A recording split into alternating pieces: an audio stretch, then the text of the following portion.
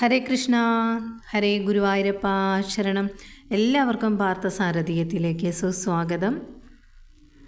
ഇന്ന് ഉണ്ണിക്കണ്ണൻ്റെയും അമ്മയുടെയും ഒരു മനോഹരമായ കഥ കേൾക്കാം. ഒപ്പം ശ്രീകൃഷ്ണ നാമകരണവും. ശ്യാമസുന്ദരനായ കുഞ്ഞിക്കണ്ണനെ തൊട്ടിലിൽ നിന്നും എടുത്ത് മടിയിൽ വെച്ച് ലാളിച്ചുകൊണ്ടിരുന്ന യശോദാമ്മയ്ക്ക് പെട്ടെന്നൊരു ആനന്ദാനുഭൂതി ഉളവായി.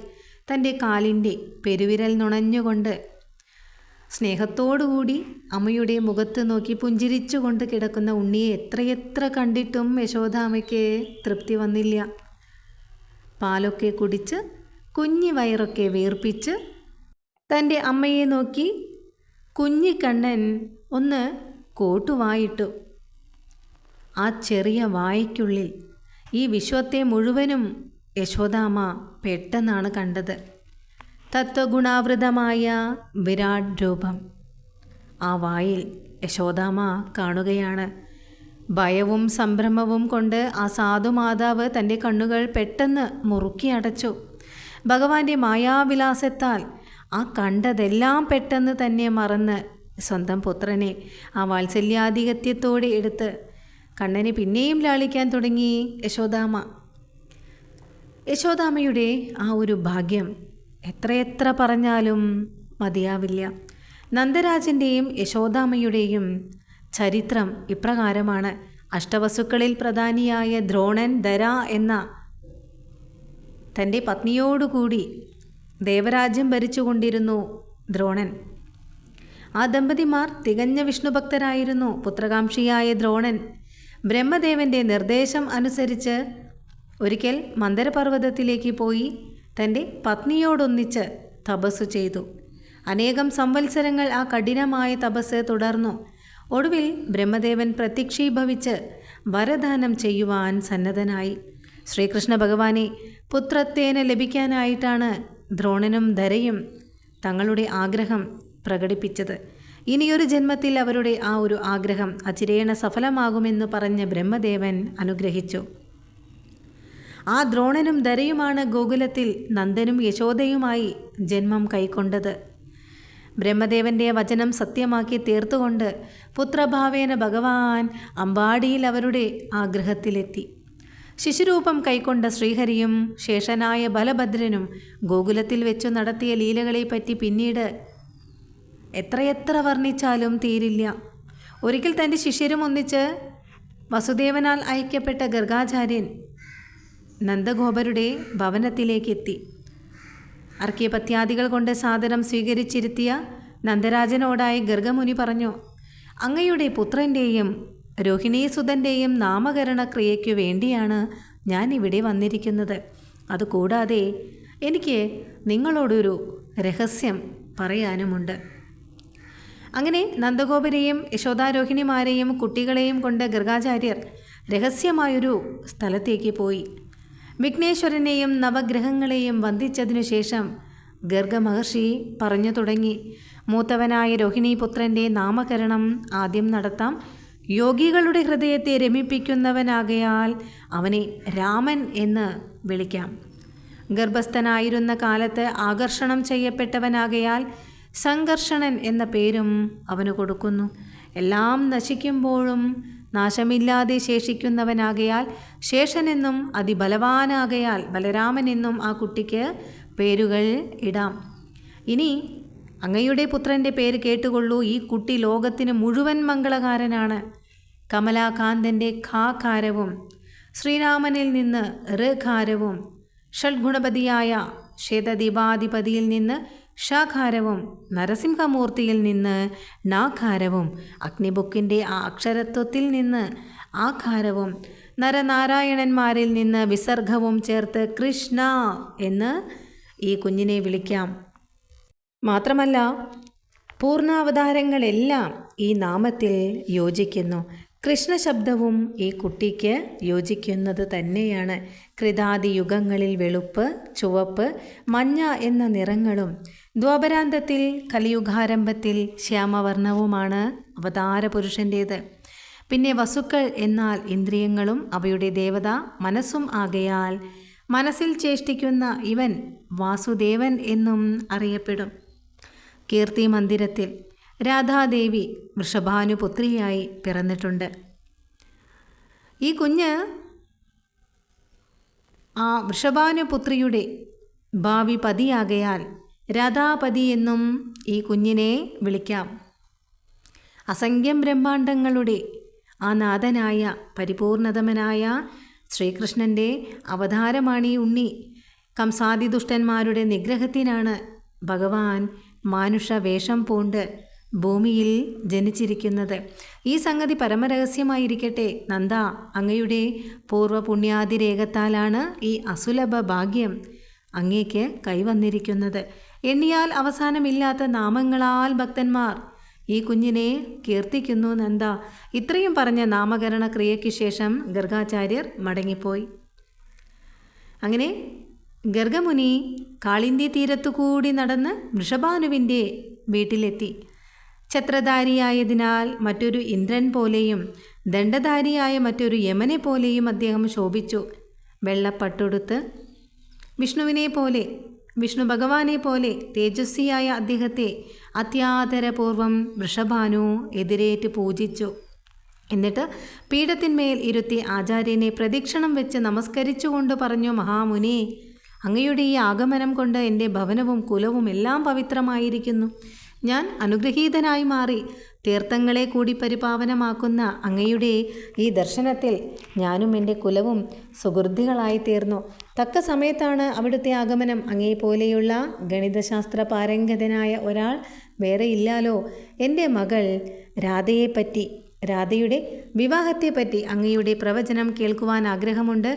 ആരാണ് അവൾക്ക് രാധയ്ക്ക് ചേർന്ന വരൻ? വൃഷഭാനുവിൻ്റെ ഈ ഒരു സന്ദേഹം ശ്രവിച്ച ഗർഗമുനി സന്തുഷ്ടനായി. ഏതൊരു കാര്യത്തെക്കുറിച്ച് വൃഷഭാനുവിനെ ധരിപ്പിക്കുവാനാണോ താൻ വന്നത്, ആ സംഗതി തന്നെയാണ് വൃഷഭാനു ഇങ്ങോട്ട് ചോദിക്കുന്നതും. ആചാര്യൻ വൃഷഭാനുവിനെയും കൂട്ടി യമുനാ തീരത്തെ വിജനമായൊരു പ്രദേശത്തേക്ക് യാത്രയായി. അവിടെ ചെന്ന് അതീവ ഗോപ്യമായ രാധാചരിതം ഗർഗമുനി വൃഷഭാനുവിനോടായി പറഞ്ഞു. പരിപൂർണതമനായിരിക്കുന്ന ശ്രീകൃഷ്ണ ഭഗവാൻ നന്ദൻ്റെ ഗൃഹത്തിൽ വന്നിട്ട് അവതരിച്ചിട്ടുണ്ട്. അദ്ദേഹത്തിൻ്റെ പട്ടരാജ്ഞിയായ രാധാദേവിയാണ് കീർത്തിയിൽ അങ്ങയുടെ മകളായി അവതരിച്ചിരിക്കുന്ന രാധ. ഇത് പരമരഹസ്യമായിരിക്കട്ടെ, ആരോടും പറയരുത്. ഇത് കേട്ട് വൃഷഭാനു കീർത്തി ദമ്പതികൾ ആശ്ചര്യഭരിതരായിപ്പോയി. അദ്ദേഹം തൻ്റെ പത്നിയായ കലാവതി കീർത്തിയെയും കൂട്ടി ആചാര്യസവിധത്തിൽ വന്നു. അങ്ങനെ രാധാകൃഷ്ണന്മാരുടെ പ്രഭാവം ആചാര്യനിൽ നിന്നും അറിഞ്ഞ വൃഷഭാനു ദമ്പതികൾ ആനന്ദാശ്രുക്കൾ ഒഴുക്കിക്കൊണ്ട് ആചാര്യനോടായി പറഞ്ഞു, അങ്ങ് ഞങ്ങൾക്ക് ശരിയായ മാർഗം കാണിച്ചു തന്നു. എൻ്റെ പുത്രിയെ കൃഷ്ണന് കൊടുക്കുവാൻ ഞാൻ തീരുമാനിച്ചു കഴിഞ്ഞു. യദുകുല പുരോഹിതനായ അങ്ങ് തന്നെ ഈ വിവാഹം നടത്തിച്ചു തരണം. അപ്പോൾ ഗർഗാചാര്യർ പറഞ്ഞു, ഈ വിവാഹം നടത്തേണ്ടത് ഞാനല്ല. യമുനാ തടത്തിലുള്ള ഭാണ്ഡീര വനത്തിൽ വെച്ച് അവരുടെ വിവാഹം ബ്രഹ്മദേവനാണ് നടത്തുക. അതിനുള്ള ആ ഒരു അധികാരം പിതാമഹന് മാത്രമാണുള്ളത്. അതുകൊണ്ട് തന്നെ രാധയെ കൃഷ്ണൻ്റെ അർദ്ധാംഗിനിയായി അറിഞ്ഞുകൊള്ളുക. നിങ്ങൾ ഗോപന്മാരായ നിങ്ങളെല്ലാം ഗോകുലത്തിൽ നിന്നും വന്ന് ഈ ഭൂമിയിൽ ജനിച്ചവരാണ്. രാധയുടെ ആഗ്രഹം അനുസരിച്ച് ഗോപീഗണങ്ങളും ഇവിടെ എത്തിയിട്ടുണ്ട്.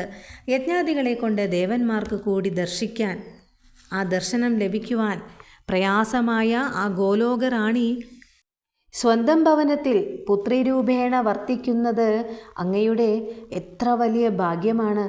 അത്യന്തം വിസ്മിതരായ വൃഷഭാനു ദമ്പതികൾ ഗർഗാചാര്യനോട് രാധാശബ്ദത്തിൻ്റെ, ആ രാധ എന്ന നാമത്തിൻ്റെ വ്യാഖ്യാനം അറിഞ്ഞുകൊള്ളണം എന്ന് അപേക്ഷിച്ചു. അപ്പോൾ ഗർഗാചാര്യർ പറഞ്ഞു, ഗന്ധമാദന പർവ്വതത്തിൽ വെച്ചൊരിക്കൽ സമവേദാർത്ഥ ചിന്ത ചെയ്യുമ്പോൾ ശ്രീനാരായണ മുനിയിൽ നിന്നും കേട്ടത് ഞാൻ പറയാം. രമയിൽ നിന്നും ര ശബ്ദവും, ആദി ഗോപികയിൽ നിന്ന് ആകാരവും, ധരയിൽ നിന്ന് ധകാരവും, വിരജ എന്ന ശബ്ദത്തിൽ നിന്നും ആകാരവും ചേർന്ന് രാധ എന്ന നാമം ഉത്ഭവിച്ചു. പരമപുരുഷനായ ശ്രീകൃഷ്ണ ഭഗവാന്റെ തേജസ്സിൽ നിന്നും ഉത്ഭവിച്ച 4 ഭഗവൽ പത്നിമാർ ലീല, ഭൂമി, ശ്രീ, വിരജ. ഇവരൊന്നിച്ചു ചേർന്ന് രാധ എന്ന ശബ്ദമുണ്ടായി. ഈ 4 പത്നിമാരും ഭാണ്ഡീരവനത്തിലെ ലതാ നികുഞ്ചത്തിൽ വെച്ച് രാധയിൽ ലയിച്ചു ചേർന്നതായി മനീഷികൾ പറയുന്നു. ശ്രീ രാധാകൃഷ്ണ നാമം ഇടവിടാതെ ജപിക്കുന്നവർക്ക് ധർമാർത്ഥ കാമ മോക്ഷങ്ങളാകുന്ന ചതുഷ്പദാർത്ഥങ്ങളും ഒടുവിൽ ശ്രീകൃഷ്ണ സാമീപ്യവുമാണ് ലഭിക്കുന്നത്.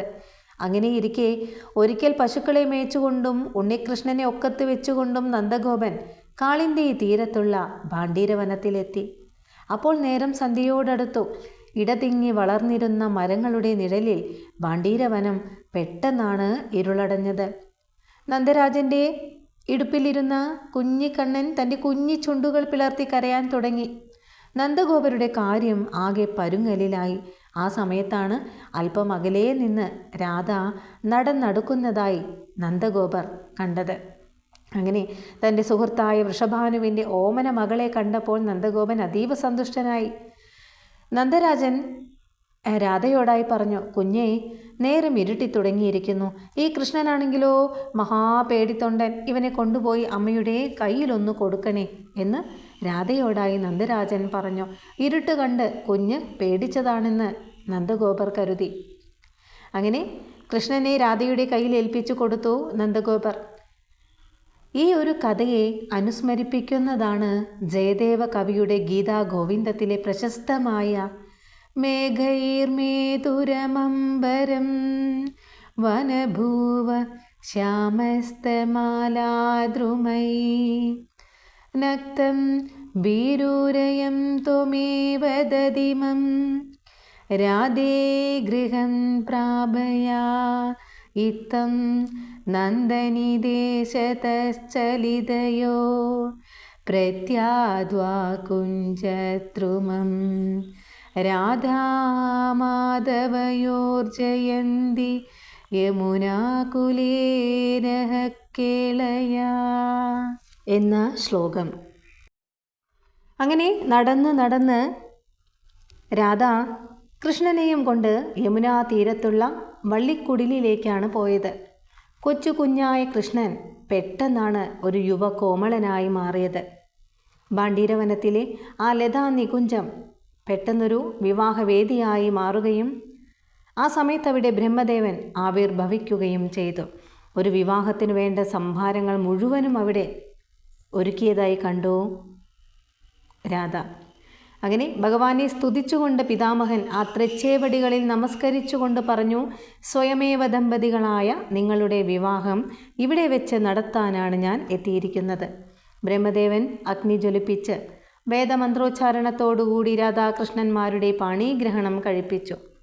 ഹോമാഗ്നിക്ക് ചുറ്റും 7 പ്രാവശ്യം വലം വെപ്പിച്ച് സപ്തമന്ത്രകപൂർവം വിവാഹ ചടങ്ങുകൾ പൂർത്തിയാക്കി രാധയുടെ വലതുകൈ കൃഷ്ണൻ്റെ വക്ഷസ്ഥലത്തും ശ്രീഹരിയുടെ വലത്തുകൈ രാധയുടെ പിൻഭാഗത്തും മന്ത്രപൂർവം വെപ്പിച്ചു.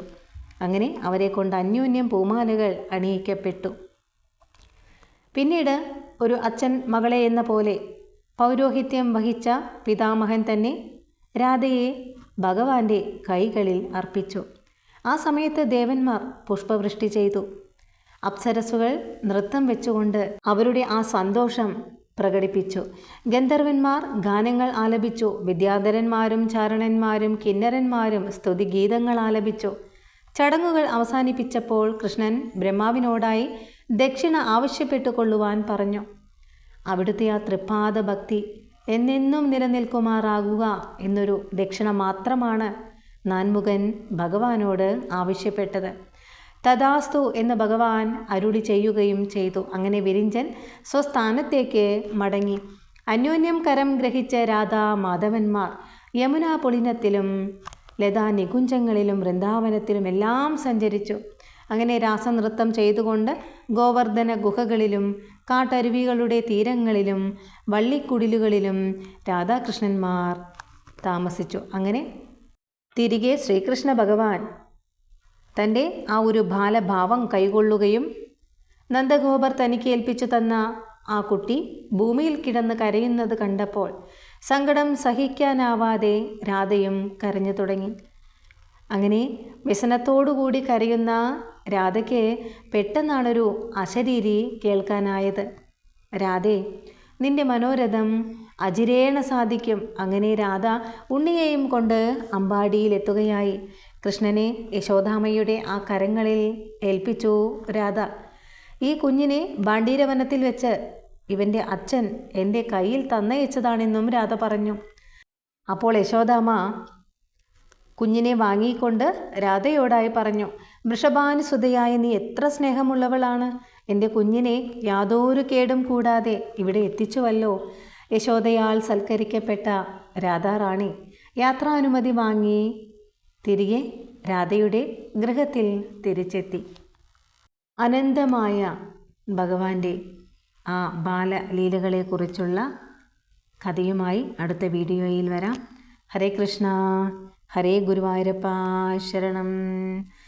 ജയ ജയ ശ്രീരാധേശ്യാം തപ്തകാഞ്ചന ഗൗരാംഗി രാധേ വൃന്ദാവനേശ്വരി വൃഷഭാനുസുധേ ദേവി പ്രണമാമി ഹരിപ്രിയേ. കൃഷ്ണായ വാസുദേവായ ഹരയേ പരമാത്മനേ പ്രണത ക്ലേശനാശായ ഗോവിന്ദായ നമോ നമഃ.